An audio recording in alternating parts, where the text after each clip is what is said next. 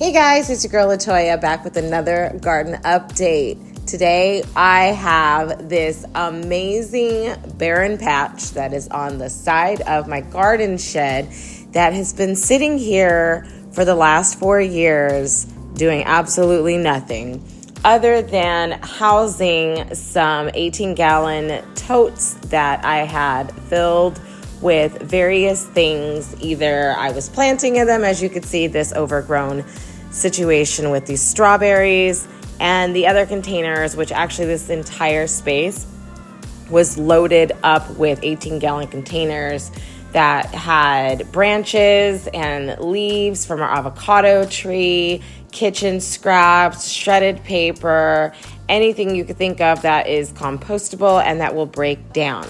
So I decided I would use that area to just kind of keep it as an open air compost bin storage area. So as you can tell, there was a multitude of things that I was using this area for because I just couldn't figure out exactly what I wanted to do with it. But I did know that I wanted to figure out a way that I could grow more food on the same side as my garden is. As I said earlier, it is separated by my garden shed that you see over to the left. And that's also a place that I do a lot of seed starting. I have heat mats in there. I have lights in there. And I have lots of shelving in there so I can get plants started. So as you can see, I'm pointing over to these storage totes that have a ton of different compost bins in there. There are different stages of breaking down, and I just stack them on top of each other so the worms can go from one bin to the other and just create my own little way of, or my own version of a worm bin or worm tower. The container next to that on the right is some raspberries that popped up over there. In this container, as you can see, I have some lemongrass that's growing in here. These plants were taken from my plant that's in the garden that's been there for the last few years. And I went ahead and I divided those plants, and I only had the container to put them in, so that's what I did. I placed them in that container along with some compost that was freshly broken down and a little bit of straw, just because that's what I had on top. And of course, I also took some of those yellowing leaves from the lemongrass to be able to use that as more top mulch for those plants. So as I stated, this raspberry plant popped up out of the blue, and that's because I had a raspberry plant prior to this plant popping up that didn't really seem to be doing much in the container that it had been in before I moved it into this 18-gallon container. So I just started watering it during the spring this year, and lo and behold, a bunch of raspberries popped up out of there. So what I did was I divided the plants up into some smaller plants, and I put those in half-gallon containers with fresh compost and some straw mulch on top of that, watered those in. And I used them to bargain or barter and trade with other local gardeners in my area. And I was able to get gooseberry seeds and a gooseberry plant. I also was able to get a banana plant, which I've been trying to get a banana plant for years. And I was able to do that by having extra plants in my garden. And as you can see here, I have some strawberry runners that decided to self-sow. And I have these everywhere all over my garden, which, now I can see why people don't really like to plant strawberries, because they can absolutely be an invasive nuisance in your garden. So that's what's going on right here on this little plot of land. So of course I asked my husband, I said, honey, can you please help me figure out a way to utilize this space? It's just sitting there and it's driving me absolutely crazy because it's free space. It's more space I could use to grow more food.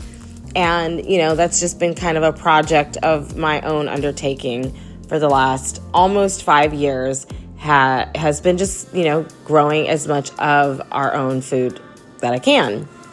So that's been a labor of love and a project that was a bigger undertaking than I had anticipated.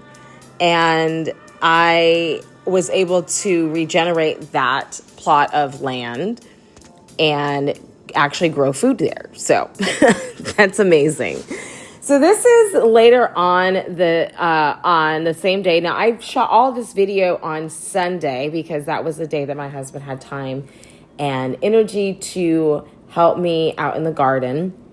He's not a gardener at all. He is a builder, though, and so he is so sweet and generous enough to take some time out of his day and go get some lumber and build these raised garden beds for me. As you can see here, I still had some of these garden totes that I had taken down from that composting tower that I had in that corner right up against that garden shed. And so I just slowly moved those out of the way so that we could put this raised garden structure in place and get those out of the way so that we can do that. And eventually, the idea was to take some of these totes and dump whatever compost that was breaking down in them into each one of these garden beds or rows. So that's kind of why you see them in the middle of this structure, because I didn't want to move them any further away from the structure because I was just going to dump it in there anyways. So it would just be easier for me to do it in that manner. These are slightly heavy. They're not too heavy, but I did make sure that I didn't just pick them up and blow out my back. I very gently got one of my garden trowels and garden shovels or spades, and I just started picking it out of there and just dumping it onto the earth below. So the other thing you can see in this video is this hardwire cloth that I use to line the interior of these garden beds so that nothing could get in from the sides because the boards don't go all the way down to the ground. And what I did after that was I lined the bottom of each one of these raised garden beds.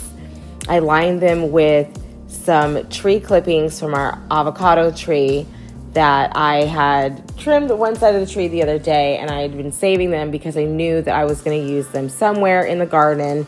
And little did I know that it was going to be a lot sooner rather than later that I'd get new raised garden beds. So super excited about that. As you can see, I started dumping some of the contents of one of the totes directly on top of those green leaves and branches. And that's just pretty much what I did throughout each one of these beds. I just got some kitchen scraps from the little kitchen bin that we had, and I just layered them in the center. And then I continued to add more of the contents from each one of these 18-gallon storage totes. And that was how I was able to build this, get this garden bed built and filled up. The lumber cost, just a few bucks, and I don't really know because my husband bought them for me, so didn't ask. I don't care. But what the nice thing is that I was able to fill these up completely for free by using what I had on hand around the house, in the yard. It worked out really well. I'm super excited about that because over the years I've learned different ways of being able to garden for much less than what I had started out gardening or the way I thought I needed to garden. So that's the beauty of gardening and growing. As you're growing your food, you're also growing as a person. That's like one of my biggest things, one of my biggest takeaways from taking on this garden project for the last few years. Never in my wildest dreams did I ever think that it would bring me to a place in my life where I sleep better at night. I have a healthier diet. I'm growing so much of the food that I cook. So that's the beauty of being able to put my passion really at the forefront of what it is that I love in life, and growing food and cooking food is one of the biggest passions I have in life. And of course, going out and teaching other people how to do something similar, wherever they're set up at, no matter if they're living in a apartment, a condo, a house, you name it. You can do gardening, on a balcony and or in containers, pots, anything that you can put a little bit of soil into and some seeds and grow your own food. And it's just such a beautiful thing to be able to share with you all.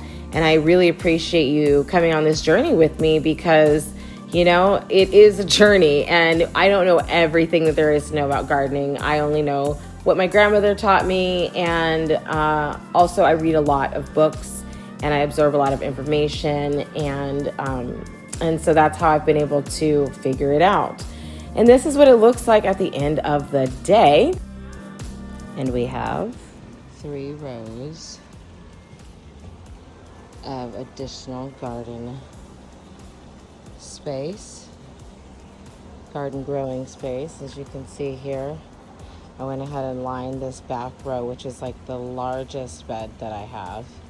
And I went ahead and just filled it up with the twigs and sticks and branches from the avocado tree.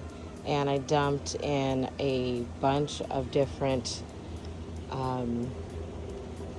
totes that had compost breaking down in them, a bunch of kitchen scraps. As you can see, there's an apple, rotten apple, and actually a couple rotten apples there. And I'm going to go ahead and cover this with any other soil from any other old containers that I have, just to fill that up, which is really, really awesome that I didn't have to spend money on bagged soil or have to haul it from a different source like the county or something like that.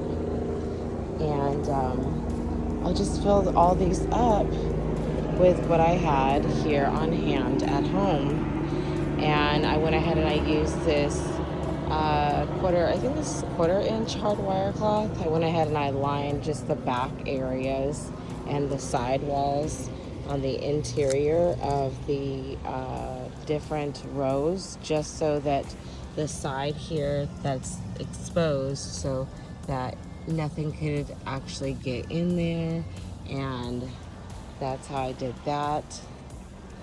So it has been a labor of love. I still need to cut these high edges off of these different rows right here, so that everything is a little. I need to cut this one down right here too, so that it's below that wood line. And I'll crimp these off too, this edge here, that sharp edge, so that I don't hurt myself. But these will be ready to plant in here in no time. I have lots of seedlings that are getting big, and once those are ready to put out here in the garden, I will put those out here in this new garden bed, and of course my existing bed. As you can see, let's go over here and check out the existing bed. It is after dark, and I actually cleaned off this area too. I leveled the ground some, and I still have a little bit of soil right here that I'm going to end up moving from here over to the new garden area. There's so many worms in those, and that were, in all of those bins, the compost bins that I had, that I used to fill those raised bed areas. There's so many worms in there, and that's like super, super beneficial for being able to start more plants in a new area of the yard, which is really just a continuation from this area. There's just a shed there that breaks it up so that it's not a continuous flow. But it's nice because the area gets completely different sun and shade than the bigger area that we just saw. So this is the result of taking an unused area that was just sitting here completely barren with nothing but rocks and clay and roots underneath. And obviously there was plastic too, because I couldn't have had it any other way than to have all of the elements going against what I needed it to be. So it was a lot of labor involved in getting this together. And then, of course, having this built just yesterday was super awesome because it helped me get a jump start on getting more plants ready to be planted out and having just another area to grow in. So I'm also going to add in some tree posts in the corners, probably of all of the beds, so that I can grow vertically as well. So I'm really going to maximize this space right here, because why not, right? If you have a small growing space, the best way to get the most out of it is to grow not only in ground, on top of ground, in pots, all of that jazz, but also growing vertically, because it adds so much more space to your growing area without having to need more land mass that you can't just pull out of thin air. So anyways, I'm gonna go ahead and get myself cleaned up and figure out what I'm going to put together for dinner. I just wanted to show you the update on this new garden area with these homemade raised beds that were filled with just what I had here on hand at the house. And it worked out beautifully because I saved a lot of money, because these are pretty deep. These are pretty deep garden plots here. So anyways, I'm gonna go ahead and get my behind inside, and I will show you some more updates as it comes along. Talk to you later.